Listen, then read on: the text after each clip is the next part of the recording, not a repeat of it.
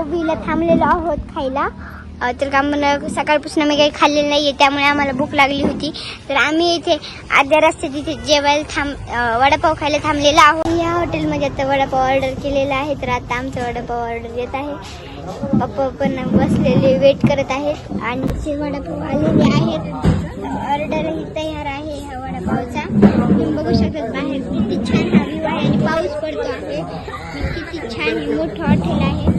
आम्ही येथे जाता इथे दरवेळेस थांबत असतो आणि तुम्ही इथे विजिट करा. हे खूप छान इथे मिसळ आणि सर्व प्रकारही इथे खूप छान भेटतात. तुम्ही इथे नक्की विजिट करा हॉटेल.